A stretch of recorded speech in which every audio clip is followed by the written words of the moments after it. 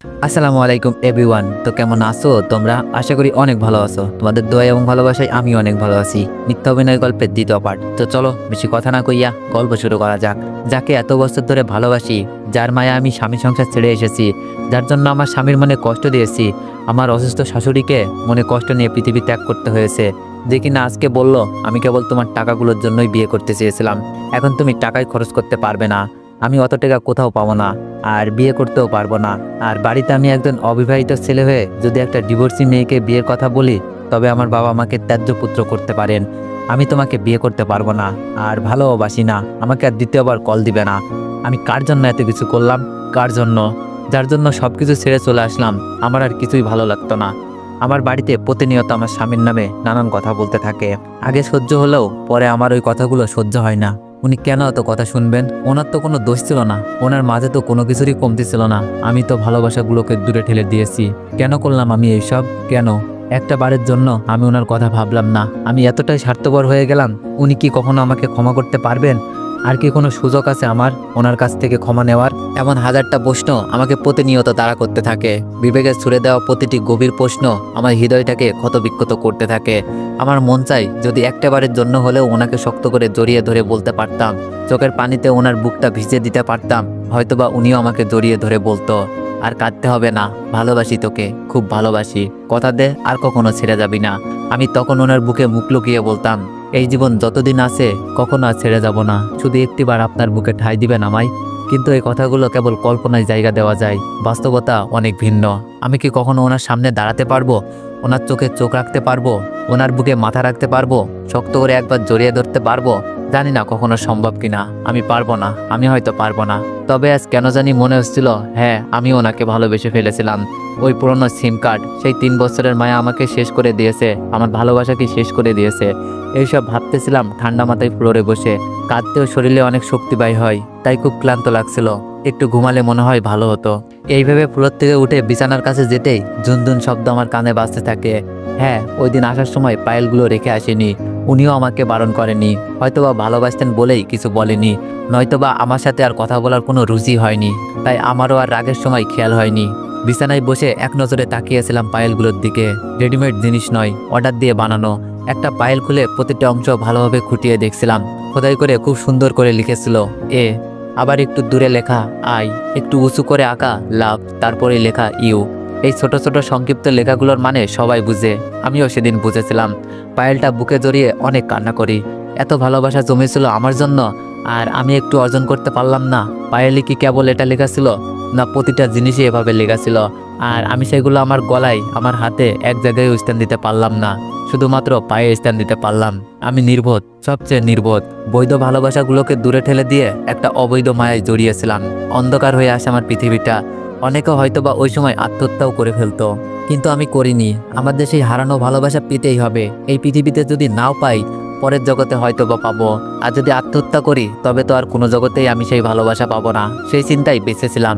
প্রতিদিন ভাবতে থাকি ওনাকে একটু ফোন দিই অন্তত, কিন্তু সাহসে কুলায় না, আমি পারি না ফোন দিতে। এইভাবে প্রায় 10 দিন কেটে যায়, মনে হয় আরো বেশিও হতে পারে। একদিন রাতে খেতে বসছি, তখন একটা মেসেজ আসে। আমি খাওয়া শেষ করে আর সেটা দেখতে মন থাকে না। পরে রাতে ঘুমানোর আগে ফোন হাতে নিলেই মেসেজটা দেখি। মেসেজটা আমার স্বামীর নাম্বার থেকে এসেছে। আমি তাড়াতাড়ি সেটা পড়তে উঠে বসি। অনেক বড় একটা মেসেজ, কি রেখে কি পড়বো আমি বুঝতে পারি না। অবশেষে শুরু থেকে খুব মন দিয়ে পড়তে শুরু করি। উনি লিখেছেন, কেমন আছো? আশা করি খুব ভালো আছো। আমি কেমন আছি তা না বললেও চলবে। আজ আম্মুর মৃত্যু 40 দিন হলো। যদিও এই দিন হিসেবে বিশেষ কোনো কিছুই নেই, তবুও আমি এই দিনটা একটা বিশেষ দিন ধরে নিয়েছিলাম। ইসলামী শরীয়তে 40 দিন প্রশংসনীয়, তাই আর কি। আমি ঠিক করে রেখেছিলাম আম্মুর মৃত্যুর 40 দিন পর্যন্ত তোমাকে সময় দিব, কিন্তু তুমি এই দিনগুলোর মাঝে একবারের জন্য যোগাযোগ করনি। কি দোষ করেছিলাম? না হয় রাগের মাথায় একটা থাপ্পড়ই দিয়েছিলাম। কই, এতদিন তো কিছুই বলিনি। তোমার এত অনিয়মের পরেও কিছু বলিনি, কিন্তু যেদিন শুনি যে আমার আম্মু সব জেনে গেছে, ওই দিন থেকে আমার রাগ চলে আসে। তবুও তোমাকে ওই কয়দিন সময় দিয়েছিলাম। খুব ভালোবাসতাম তোমাকে, খুব খুব। তাই সহজেই বলতে পারিনি। তুমি নিজে যদি ডিভোর্সটা দিতে তবে তোমার বাড়িতে অনেক সমস্যা হতো, তাই বাধ্য হয়ে আমি ডিভোর্স দিই। আজ প্রায় 22 দিন হতে গেছে তুমি চলে গেছো। একটা বারের জন্য মনে হলো না যে আমি একা একা কিভাবে চলি, কে রান্না করে দেয়, কিভাবে সময় মতো অফিসে যাই, আমি কি ঠিক মতো অফিসে যেতে পারি, ঠিক সময় মতো খেতে পারি, সময় মতো ঘুম থেকে উঠতে পারি? একটা বারের জন্য জানতে মন চাইলো না আমি বেঁচে আছি না মরে গেছি? তারও খোঁজ নাওনি। ওই দিন আমার অফিসে এসে সবার সামনে তোমার বাবা আমাকে প্রায় 30 মিনিট নানান কথা শুনিয়েছে, কতটা অপমান করেছে সবার সামনে। একটা বারও আমি ওনার দিকে মুখ তুলে তাকাতে পারিনি, একবারও বলিনি যে আমি কিছুই করিনি, আপনার মেয়ের জন্য এসব হয়েছে। বললে হয়তো তুমি অনেক কথা শুনতে, লোকে তোমাকে খারাপ ভাবতো, তুমি অনেক বকা খেতে, তাই ওই দিন তোমার নামে কোনো অভিযোগ করতে পারিনি। কেন জানো? বড্ড ভালোবাসি যে তোমাকে। অফিসের কলিগরা আমার বাজে ছেলে ভেবেছে ওই দিন, কিন্তু আমি একবারও তাদের ভুল শুধরে দিইনি, কারণ একটাই, বড্ড ভালোবাসতাম তোমাকে, কিন্তু তুমি একটুও ভালোবাসোনি আমাকে, একটুও না। তাই প্রতিটা মুহূর্তে কষ্টে কষ্টে তোমাকে ভুলতে শিখেছি, একাকী বাঁচতে শিখেছি। হ্যাঁ, এখন থেকে আর ভালোবাসি না তোমাকে, না একটুও ভালোবাসি না। সব ভালোবাসা শেষ হয়ে গেছে, এখন তোমার জন্য আমার মনে কেবল ঘৃণা ছাড়া আর কিছুই নেই। ক্ষমা করে দিও, তোমার জীবনের অনেকটা সময় আমার কারণে নষ্ট হয়ে গেছে। আর একটা কথা, আজ থেকে আর কোনো সম্পর্ক নেই তোমার সাথে, তাই আর আমার খোঁজ নেওয়ারও প্রয়োজন নেই, আর কোনো ফোন দেওয়ারও প্রয়োজন নেই। ভালো থাকবেন। মেসেজটা পড়ার সময় আমার কেমন যেন লাগছিল তা আমি নিজেও বলতে পারবো না। আমি চিৎকার করে কেঁদেছিলাম ওই দিন। অত কান্না আমি জীবনেও করিনি। আমার ঘর থেকে আব্বুর ঘর দূরে, ভাইয়ার ঘর থেকেও দূরে, আর রুমের দরজাও লাগানো, তাই কেউ শুনতে পায়নি আমার কান্না। সারাটা রাত ঘুমাতে পারিনি, কান্নায় কান্নায় কাটে পুরো রাত। শেষ রাতে ক্লান্ত হয়ে একটু ঘুমাই, সকালবেলা ঘুম থেকে দেরিতে উঠি, তখন রান্না প্রায় শেষ, তবুও ভাবিকে সাহায্য করতে যাই। ভাবি আমার দিকে তাকিয়েই বলতে থাকে, অবন্তী তোমার চোখ এমন লাল কেন, ঘুমাওনি ঠিক মতো? আমি বললাম, ভাবি ঘুম হয়নি বেশি। ভাবি বলল, তোমাকে বলছি না কান্নাকাটি করবে না, যে কিনা 2 মাসের বউকে ডিভোর্স দিয়ে দেয়, তাও মা মরার 15 দিনের মাঝেই ওই রকম বাজে লোকের জন্য কান্না করার কোনো মানে হয় না। আমরা আসি না, কোনো টেনশন করবা না। আমি বললাম, ভাবি প্লিজ ওনাকে কিছু বলবেন না। ভাবির আগে ফুলতে ফুলতে বলল, দরদ উতলাইয়া পড়তেছে, এইসব হারামির জন্য কিসের দরদ এত? আমি শুধু বলি, ভাবি প্লিজ এখন কিছু বলো না, রাতে তোমার সাথে কথা আছে, সবাই ঘুমালে তারপর আমার রুমে এসো। ভাবি বলল, আচ্ছা ঠিক আছে, যাও এখন গিয়ে ভালো করে হাত মুখ ধোও, চোখ যেন লাল না থাকে। আমি এসে হাত মুখ ধুয়ে নিই ভালো করে, যেন আব্বু আম্মু লাল চোখ না দেখে। রাতে খাওয়ার পরে সবাই যখন ঘুমিয়ে যায় তখন ভাবি আমার রুমে আসে। আমি ভাবিকে আস্তে আস্তে সব বলি। কথা শেষ হতেই ভাবি জল জল চোখে আমার দিকে তাকিয়ে থাকে। কথা শেষ হতেই ভাবি আমাকে একটা থাপ্পড় মারে, আমি গালে হাত দিয়ে কাঁদতে থাকি। আর ভাবি আমাকে বলতে থাকে, তুমি এটা কি করছো? স্বামী হাজারটা দোষ করলেও যেখানে মাটি কামড়ে পড়ে থাকতে হয়, কথাটা ছোট থেকে শুনে আসছি, বারবার বুঝিয়ে ঠিক করতে হয়, আর সেখানে তুমি কি না? সি অবন্তী, এটা তুমি কি করলে? আব্বা আম্মা যদি জানতে পারে কি হবে একবার ভেবে দেখোনি? আব্বা হার্টের রুগী, তিনি ওসব শুনলে কি একটা অবস্থা হবে ভেবেছে একবার? এই তোমার ভাইয়া যে আমাকে এত বকাঝকা করে, এরপরেও কি আমি এখানে আসি না? আর তুমি কি না কোনো কারণ ছাড়াই স্বামীর সংসার ছেড়ে চলে এসেছো? ওই দিন আব্বা জামাইকে এতগুলো কথা শুনিয়ে আসছে, এখন কোন মুখে জামাইয়ের সামনে যাবে? আর আব্বা কি কোনোদিনও জামাইয়ের সামনে যেতে পারবে? আমি কিছু জানি না, এখনো সময় আছে, কয়েকদিনের মাঝেই যেভাবে পারো জামাইকে বুঝিয়ে চলে যাও, নয়তো পরে আর যেতে পারবে না। আর যেই 5-7 দিন আছে এর মাঝেই চলে যাও, নয়তো পরে সারা জীবন পস্তাতে হবে। আমি ভাবিকে জড়িয়ে ধরে কাঁদতে থাকি, কেননা আমি কি করব তখন আমার মাথায় কিছুই আসছিল না। আমি কেবল কান্নাকাটি ছাড়া আর কিছুই করতে পারছিলাম না। ভাবি আমাকে সান্ত্বনা দিয়ে বলল, এখন আর কেঁদে কি হবে, যা আবার তো তা তো করেই ফেলেছ। আমি তোমার ভাইয়াকে বুঝিয়ে বলবো, দেখি কি হয়। আমি ভাবিকে বারবার না করতে থাকি, ভাবি ভাইয়ার যে রাগ আমাকে আস্ত রাখবে না। ভাবি বলল, তাকে তোমার আব্বাকে বলবো, এখন স্টক করতে পারে। আমি বললাম, ভাবি না না, আব্বুকে ভুলেও বলা যাবে না, সবকিছু যদি ঠিক হয় তবেই আব্বুকে বলো। ভাবি বলল, তা দেখো আগে তুমি কথা বলো, যদি ঠিক না হয় তবে না হয় তোমার ভাইয়াকে বলবো। অতপর ভাবি চলে যাই। আমি ওনাকে ফোন দিই, কিন্তু ফোন ঢুকে না, আমার নাম্বারটা হয়তো ব্লক করে রেখেছে। আমি ভাবির ফোন নিয়ে ফোন দিই, 2-3 বার রিং হওয়ার পর উনি ফোন ধরে।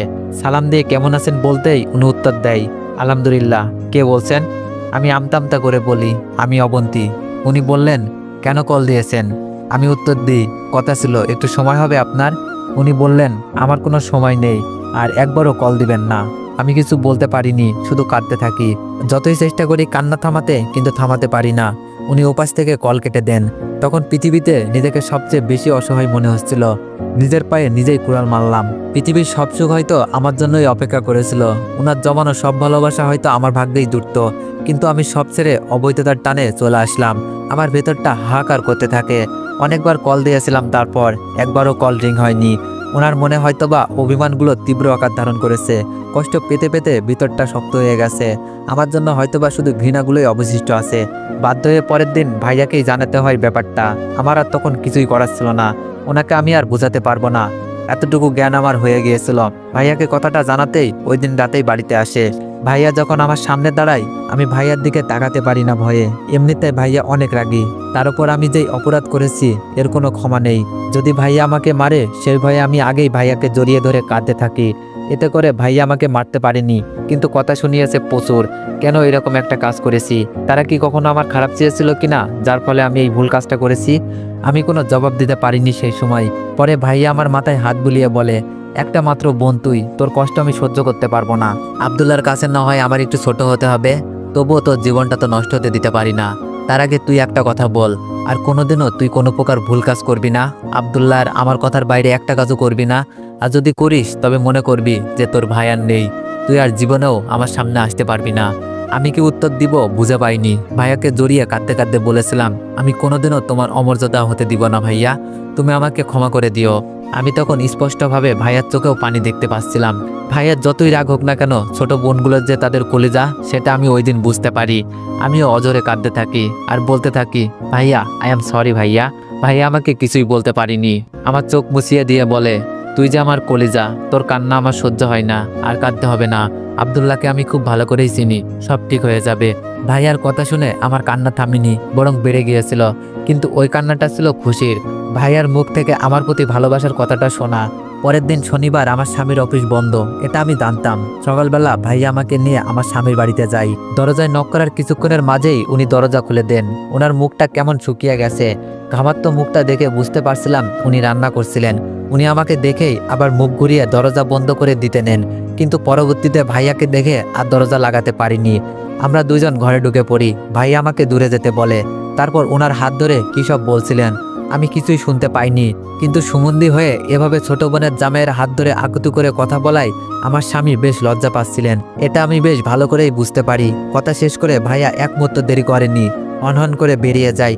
ভাইয়া চলে যেতেই উনি আমার সামনে এসে দাঁড়ায়। কিছুক্ষণ কি যেন ভাবতে থাকেন, তারপর ঠাস করে আমার গালে একটা থাপ্পড় লাগিয়ে দেন আর বলতে থাকেন, মেয়েদের মুখের উপরে মারা নিষিদ্ধ, তারপরও মারলাম। কেন আসছেন আবার? আপনার কোন দরদি আছে না? গেলেন না তার কাছে? কেন আসছেন এইখানে? কি দরকার ছিল আসার? আজকে আপনার জন্য ভাইয়াকে এইভাবে আমার সামনে দাঁড়াতে হয়েছে। আমি কি জীবনেও আর ভাইয়ার দিকে তাকাতে পারবো? ভাইয়াই বা আমার সামনে আসতে পারবে? আব্বা সেদিন এতগুলো কথা বলে গেছেন আমাকে, এখন আমি কি করে আব্বার সামনে যাব? আর আব্বা জীবনে আমার সামনে দাঁড়াতে পারবে?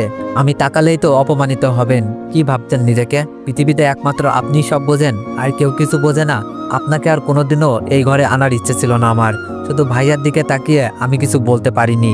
তবে মনে রাখবেন, আসছেন এই বাড়িতে থাকেন, কোনো সমস্যা নেই, কিন্তু ভুলেও আমার কোনো খাদেমদারি করতে আসতে হবে না। এতদিন যেমনভাবে চলে আসছি বাকি দিনও চলতে পারবো। অতবার আমাকে কিছু বলার সুযোগ না দিয়ে রান্না করে চলে যান। আমি যে জীবনে কি জিনিস হারিয়েছি তা তখন বুঝতে পারি। কত আদর আহ্লাদ ভালোবাসা হয়তো আমার জন্য ছিল, কিন্তু ক্ষণিকের ভুল আমি সব হারিয়েছি। বাবা মার সামনেও আমি অপরাধী হয়ে গেলাম। আমার ভাইয়াকে আমার জন্য নিজের ছোট বোনের জামাইয়ের কাছে ছোট হতে হলো। আর যিনি আমাকে এত ভালোবাসতেন তিনিও আমাকে অবহেলা করে চলে গেলেন। তবুও অন্য কেউ হলে হয়তোবার কোনোদিনও এই বাড়িতে মাথা গোজার ঠাঁইটুকু পেতাম না, কিন্তু তবুও তো উনি আমাকে অন্তত ঠাঁই দিয়েছেন, তাতেই আমি খুশি ছিলাম। ওই দিনের পর থেকে আর কখনো ওনার ভালোবাসাটুকু পাইনি, কখনো সুযোগ পাইনি ওনার বুকে একটু মাথা রাখার। ঘুমের মাঝেও একবারের জন্য জড়িয়ে ধরতে পারিনি, একটি বারের জন্য কাঁধে মাথা রেখে কাঁদতে পারিনি। উনি বিছানায় ঘুমাতেন না আমার স্পর্শ পাবেন বলে, সেই আগের মতো সোফাতেই ঘুমিয়ে পড়তেন। কতবার চেষ্টা করেছি ফ্লোরে বসে অন্তত ওনার হাতের মাথা রেখে ঘুমাতে, পারিনি। কখনো ঘুম থেকে উঠে ধমকাতে একটু দেরি করেনি। কতবার চেষ্টা করেছি পাশে ক্ষমা চাইতে, কিন্তু একটিবারের জন্য ওনাকে ছুতে পর্যন্ত দেয়নি। আমার ভিতরে কষ্টগুলো পাহাড়ের মতো বিশাল হতে থাকে। প্রতিনিয়ত চোখের পানি ঝরিয়েও কষ্ট কমাতে পারিনি। মাঝে মধ্যে মাঝরাতে উঠে চুপ করে ফ্লোরে বসে থাকতাম, এক দৃষ্টিতে ওনার ঘুমন্ত চেহারার দিকে তাকিয়ে থাকতাম। কত সুন্দর একটা মুখ ছিল আগে, আমি যাওয়ার পরে একদম শুকিয়ে গেছে। যে মানুষটা কখনো রান্না করেনি সে ওই কয়টা দিন কি খেয়ে বেঁচেছিলেন, তা আল্লাহ তালাই ভালো জানে। ওভাবে কখনো ঘন্টার পর ঘন্টাও বসে থাকতাম। চোখ থেকে পানিগুলো গাল বেয়ে বেয়ে পড়ে, গলা পর্যন্ত ভিজিয়ে দিত।